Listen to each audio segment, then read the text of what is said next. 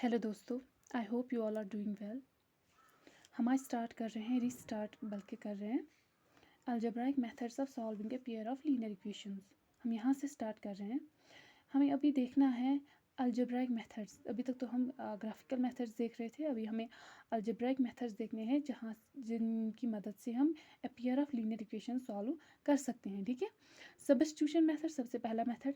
In this method we first find the value of one variable y in terms of another variable x। ठीक है, इसमें हम इस method में सबसे पहले हम नट शेल में मैं कहूँगी सबसे पहले एक काम करते हैं। हम सबसे पहले x या y, अगर x का निकालेंगे तो इन टर्म्स ऑफ y निकालेंगे, और अगर y का वैल्यू निकालेंगे तो इन टर्म्स ऑफ x निकालेंगे। ठीक है, पहली इक्वेशन से हम या तो x in terms of y निकालेंगे या y in terms of x निकालेंगे। ठीक है, फिर वो ऐसे रख के उस पर उसको ना सबसे पहले हमारे पास एक इक्वेशन गिवन होगी, दो equation, pair of linear equation हमारे पास है।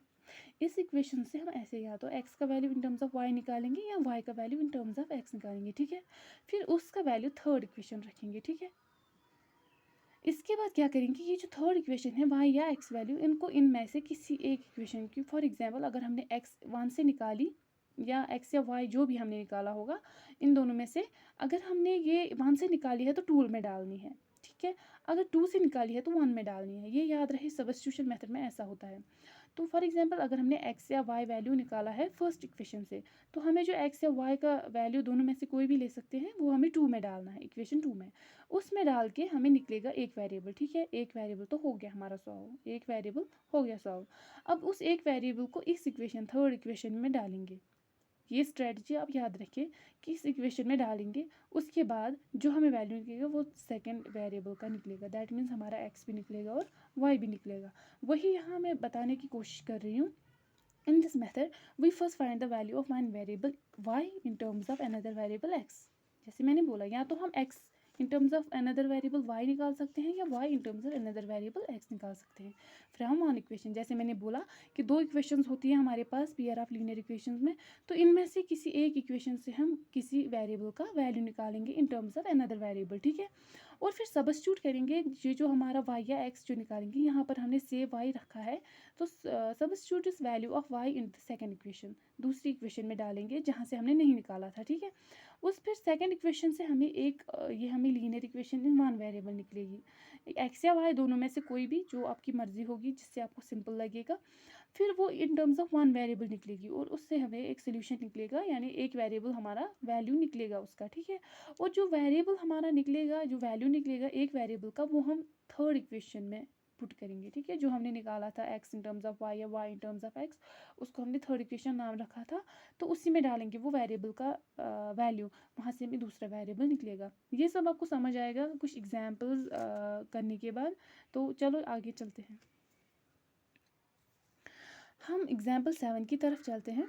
Solve the following pair of equation by substitution method. जो हमने अभी तक समझा था उसी को अब हमें अप्लाई करना है। फॉर एग्जांपल हमारे पास गिवन है एग्जांपल 7 में जो 2 यानी pair of linear equations given है, 7x - 15y is equal to 2 and x + 2y is equal to 3। ये हमारा फर्स्ट इक्वेशन है, ये सेकेंड इक्वेशन है। ठीक है, इसके बाद हमें देखना है, या तो हमने y in terms of x निकालना है या x in terms of y निकालना है। जैसे हम देख रहे हैं सबके कोफिशिएंट्स बड़े बड़े हैं, तो हम देख रहे हैं कोफिशिएंट ऑफ x छोटा है, तो हमें जहाँ से सिंपल लगे कि हमारा x का वैल्यू आसानी से निकलेगा वही हम चूज़ करेंगे। जैसे यहाँ पे फ्रॉम इक्वेशन 2 हम 2 इक्वेशन से निकालेंगे, हमारा x का सिंपल वैल्यू निकलेगा 3 - 2y, क्योंकि ये यहाँ से यहाँ इस साइड चला जाएगा। ठीक है, तो जैसे यहाँ पे हमने x is equal to 3 - 2y, ये 2y इस साइड ले जाएंगे तो साइन चेंज हो जाएगा 3 - 2y। अब हमारा x in terms of y निकला, यानी अब हम इसको इक्वेशन 3 नाम रखेंगे। अब हमारे पास क्या इक्वेशन है, 1 2 एंड जो हमारी निकली 3। जो हमारा ये इक्वेशन है, ये हमें उस वाली इक्वेशन में डालनी है जहाँ से हमने इसको नहीं निकाला था। जैसे फॉर एग्जांपल हमने इसको दूसरी इक्वेशन से निकाला था इस x को, तो अब हम ये पहली इक्वेशन में डालेंगे, यानी इस वाली इक्वेशन में नहीं डालेंगे। ओके, ये फिर से वही इक्वेशन बन जाएगी। इसलिए अगर हमने यहाँ से निकाला है तो इसको x को हम फर्स्ट वाली में डालेंगे। अगर हमने फर्स्ट वाली से निकाली होती तो हम इसको सेकेंड वाली में डालते। ठीक है, अब हमने इसके बाद क्या किया है, जो हमारी थर्ड इक्वेशन है इसको हमने फर्स्ट इक्वेशन में डाला, जैसे मैंने समझाया अभी तक। ठीक है, जैसे हमने जहाँ पर x था वहाँ पे हमने ये वैल्यू डाला इक्वेशन 1 में, जहाँ x था वहाँ पे हमने 3 - 2y डाला वैल्यू। तो जैसे हमने बाकी सारी इक्वेशंस अनचेंज रहेगी, यानी जो था वही रहेगा। तो जैसे हमने यहाँ देखा, यहाँ सिर्फ y अब रहेगा, इसमें वेरिएबल सिर्फ y रहेगा जब हम सॉल्व करते हैं। तो 21 - 29y = 2, वहाँ से हमने y की टर्म्स में सारी इक्वेशन निकलेगी और y का वैल्यू 19 / 29 निकलेगा। ठीक है, आगे चलते हैं, देखते हैं। जैसे हमें y का वैल्यू 19/29 निकला, x का वैल्यू तो हम यहाँ क्या करेंगे, y का वैल्यू निकला, उस y के वैल्यू को हम सबसे पहले किस इक्वेशन में डालेंगे, जो हमने इक्वेशन 3 निकाली थी। सबसे सिंपल मेथड यही है कि first second and third equations पहले हम ढूंढेंगे। फर्स्ट एंड सेकंड तो गिवन होती है, थर्ड इक्वेशन निकालेंगे, फिर इन तीनों में से ये वाली इन इक्वेशन में डालेंगे। वहाँ से हमें एक वेरिएबल निकलेगा, जो एक वेरिएबल निकलेगा उसको तीसरी इक्वेशन में डालना है, यानी थर्ड इक्वेशन में। अब हमारे पास यहाँ पे जैसे y का वैल्यू निकला, तो उसको थर्ड इक्वेशन में डाल के 3 - 2 × 19/29, तो यहाँ से हमें x का वैल्यू निकलेगा 49 / 29। तो जैसे फॉर एग्जांपल हमने यहाँ से निकाला x = 49/29 एंड y = 19/29। ये बहुत सिंपल तरीका है ऐसे समझने का। एग्जाम्पल 8 की तरफ चलते हैं। Solve the following equation from question number 1 exercise 3.1 by method of substitution. जैसे हम जाएंगे क्वेश्चन नंबर 1 की तरफ, अगर जाएंगे एक्सरसाइज 3.1, तो वहाँ से हमें इक्वेशन 2 मिलती है, यानी s - 7 = 7 times t - 7 and s, इसको सॉल्व करने के बाद ये निकलेगा, और s प्लस ये एज का ये था, प्रॉब्लम थी। तो जहाँ हमने एज के साथ किया था डील, वहाँ पे हमें ये इक्वेशंस मिली थी, और इन इक्वेशंस को सॉल्व करने के बाद हमें इक्वेशन 1 एंड इक्वेशन 2 निकली। ठीक है, let S and T be the present age of Aftab and his daughter respectively. Okay, S and T जो है ये आफ्ताब और उसकी बेटी की एज हैं। ठीक है, इसमें इन इक्वेशंस में। तो अगर हम फिर इक्वेशन 2 से देखो, हमारे पास इक्वेशन 1 एंड इक्वेशन 2 निकली, इनमें से हमने एस एंड टी जो वेरिएबल्स है इनके वैल्यूज़ पहले निकालेंगे किसी एक इक्वेशन से। जैसे फॉर एग्जांपल इक्वेशन 2 से हम निकालेंगे एस का वैल्यू, s = 6 + 3t। ठीक है, इसको हम नाम रखेंगे इक्वेशन 3। इस इक्वेशन 3 को क्या करेंगे, इसको हम इनमें से उसमें डालेंगे जहाँ से हमने इस s को नहीं निकाला। फॉर एग्जांपल अगर हमने इक्वेशन 2 से निकाली है ये s वैल्यू, तो इक्वेशन 1 में हम इसको डालेंगे। ठीक है, जब हमने इस इक्वेशन 1 में इसको डाला, तो हमें ये वैल्यू निकला, जहाँ पे s था वहाँ पे हमने 6 + 3t डाला इस इक्वेशन में। ठीक है, तो 6 + 3t - 70 + 42 = 0, 6 + 3t - 70 + 42 = 0। यहाँ से हमें t का वैल्यू निकला 12, यानी जो हमने यहाँ पे रखा था आफ्ताब की डाटर की एज t थी, तो वो उसकी 12 ईयर्स ओल्ड थी। ठीक है, और अब आफ्ताब की निकालनी है, यानी s का वैल्यू निकालने के लिए हम ये t थर्ड इक्वेशन में डालेंगे। ये याद रहे, 1, 2 एंड 3 पहले हम इनमें से किसी में डालते हैं, फिर उसके बाद थर्ड इक्वेशन निकलती है, फिर उसमें ये एक जो पहला वेरिएबल निकलता है वो थर्ड इक्वेशन में डालते हैं। यहाँ से निकालते ही हमें s का वैल्यू निकलेगा। ओके, जैसे हमने t का वैल्यू डाला, तो हमने थर्ड इक्वेशन में डाला, तो वहाँ से हमें s का वैल्यू 42 निकला, यानी आफ्ताब एज जो है वो 42 निकला, और उसके बेटी की एज जो है डॉटर्स एज वो t = 12 ईयर्स एज निकली। दैट मीन्स हमारा जो सॉल्व हुआ था, जो हमें पहले 3.1 एक्सरसाइज में क्वेश्चन नंबर 1 में आंसर निकले थे, वो हमें यहाँ भी मिले सब्स्टिट्यूशन मेथड यूज़ करके। ओके, अब हम चलते हैं एग्जाम्पल 9 की तरफ। यहाँ पर हम जस्ट कंसिडर करते हैं example 2 in section 3.3, that is the cost of 2 pencils and 3 erasers is ₹9 and cost of 4 pencils and 6 erasers is ₹18। Find cost of each pencil and each eraser. ये सेक्शन 3.3 है NCERT book mathematics 10th class की। तो वहाँ से आप देख लेना, जो हमारे पास गिवन है the pair of linear equations formed were 2x + 3y, यानी x जो हमने रखा था ये प्राइस ऑफ 1 पेंसिल, और y जो रखा था वो प्राइस ऑफ 1 इरेज़र। ऐसे ही इनको यहाँ से इस प्रॉब्लम से निकाल के हमने यहाँ इस फॉर्म में इनको किया है। तो टोटल प्राइस इनका 9 आया, दूसरी टाइम पे इनका टोटल प्राइस 18 आया। ठीक है, तो इनको हम जैसे हमने इक्वेशन फॉर्म में इनको रखा है, तो इनको हम इक्वेशन 1 एंड इक्वेशन 2 नाम रखेंगे। अब जैसे हमें पता है सब्स्टिट्यूशन मेथड से हम क्या करते हैं, हम सबसे पहले दोनों इक्वेशन में से किसी एक इक्वेशन से एक वेरिएबल का value in terms of another variable निकालते हैं। फॉर एग्जांपल फ्रॉम इक्वेशन 1 हम इस बार 1 लेते हैं, जहाँ से हमें सिंपल, क्योंकि इसके कोएफिशिएंट्स थोड़ा सिंपल है इससे, तो हम यही लेंगे। जहाँ हमें सिंपल कोएफिशिएंट्स लगेंगे वही हमें प्रेफर करने हैं, ताकि हमारी सिंपलिसिटी बढ़ जाए क्वेश्चन की।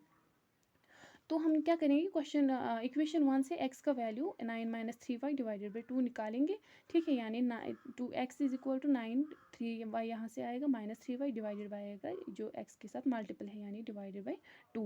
इसको हम इक्वेशन 3 या नाम रखेंगे। 1, 2 एंड 3 इक्वेशंस आ गई हमारे पास, ठीक है। आई होप आपको समझ आ रहा होगा।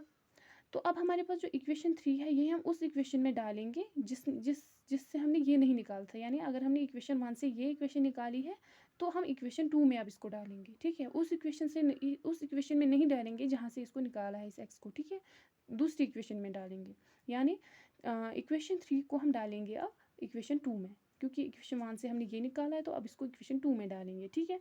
जैसे हमने इक्वेशन 2 में इसको डाला तो जहाँ x है वहाँ पर हम 9 माइनस 3y डिवाइडेड बाई 2 देंगे। तो यहाँ से हमने जैसे 4 into 9 minus 3y divided by 2, 2 2 ज़र 4 plus 6y is equal to 18। इनको सॉल्व करने के बाद हमें निकलता है 18 इज इक्वल टू 18, जो कि इसका आंसर नहीं हो सकता, क्योंकि हमें यहाँ पे कोई वेरिएबल का वैल्यू नहीं निकला, right hand side left hand side के बराबर निकला। जैसे कि हमने देखा कि हमें कोई स्पेसिफिक वैल्यू नहीं निकला है किसी वेरिएबल का x या y का, तो हमने क्या देखा, जहाँ जैसे यहाँ पे हम देख रहे थे y वेरिएबल में हमारी इक्वेशन आ रही थी, बट हमारे y का वैल्यू कोई स्पेसिफिक वैल्यू नहीं आया। तो because both the equations are the same, दोनों इक्वेशन सेम है, थोड़ा सा उनको सॉल्व करने पर हमें सेम इक्वेशन मिल जाएंगी। Equation 1 and 2 have infinitely money solution. जब सेम इक्वेशंस होती हैं तो वो इन्फिनाइटली मनी यानी वो कोइंसाइड कर देती है, जहाँ से एक इक्वेशन जो पॉइंट से गुजरती है दूसरी इक्वेशन भी उसी पॉइंट से गुजर जाती है, यानी वो कोइंसिडेंट होती है और उनकी इन्फिनाइटली मनी सोल्यूशंस होते हैं, ओके। अब हम एग्जाम्पल 10 की तरफ चलते हैं। Let's consider example 3 of section 3.2, will the rails cross each other, ठीक है। हम देखेंगे एग्जाम्पल 3 सेक्शन 3.2 की तरफ जाएंगे NCERT बुक मैथमेटिक्स में। तो वहाँ से हम देखेंगे will the rails cross each other, हमें सब्स्टिट्यूशन मेथड से हमें देखना है कि वही इक्वेशंस डाल के, ठीक है। The pair of linear equations formed wire, उस केस में सेक्शन 3 पॉइंट में जो हमारे पास दो लीनियर इक्वेशंस थी वो ऐसे थी, x plus 2y is equal to 4, यानी इसको यहाँ डाल के x plus 2y minus 4 is equal to 0, 2x plus 4y minus 12 is equal to 0। हमें सबसे पहले इस इक्वेशन का नाम 1 रखेंगे, इसका 2, और फ्रॉम इक्वेशन 1 क्योंकि इसके कोफिशिएंट्स जो थोड़ा इससे सिंपल है क्योंकि छोटे हैं तो हमें आसानी होगी। हम क्या करेंगे, x is equal to 4 minus 2y, okay. जैसे हमें वो x is equal to 4 minus 2y equation 1 से निकाला तो इसका नाम इक्वेशन 3 रखेंगे। इस इक्वेशन 3 को हम इक्वेशन 2 में डालेंगे, ठीक है। इक्वेशन 1 से हमने ये निकाली और इसको हम डालेंगे 2 में, ठीक है। तो हमारे पास अब आ गई 1, 2 एंड 3 इक्वेशन। इसको हम जैसे 2 में डालेंगे तो जहाँ x था इक्वेशन 2 में वहाँ पर हम 4 माइनस 2y डालेंगे। 2 into 4 minus 2y plus 4y minus 12 is equal to 0, ठीक है। इसको सॉल्व करने के बाद हमें निकलता है 0 is equal to -4, -4 is equal to 0, जहाँ LHS RHS not equal to, they are not equal to each other. And जो हमारा वायलेट हो रहा है कि जहाँ हमें y का वैल्यू निकालना था कोई हमें स्पेसिफिक वैल्यू नहीं निकला, तो ये इसलिए है therefore the pair of linear equation do not have a common solution.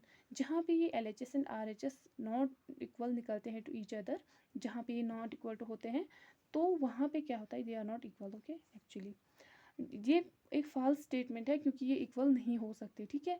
तो दैट मीन्स जो हमारा linear pair of linear equations है उनका कोई कॉमन सोल्यूशन नहीं है, thus the rails will not meet. जहाँ कोई कॉमन सोल्यूशन नहीं होता वहाँ जो हमारी दो इक्वेशंस होती है वो पैरेलल लाइंस बनाती है, ठीक है। वो पैरेलल लाइंस बनाती है, जहाँ पैरेलल लाइंस होती है वो कभी मीट नहीं करती। देयरफॉर जो रेल्स होती है ना यहाँ पे हमारे केस में वो कभी मीट नहीं करेंगे क्योंकि ये पैरेलल है, और पैरेलल हमें यहाँ से पता चला क्योंकि इनका कोई कॉमन सोल्यूशन नहीं है, ठीक है।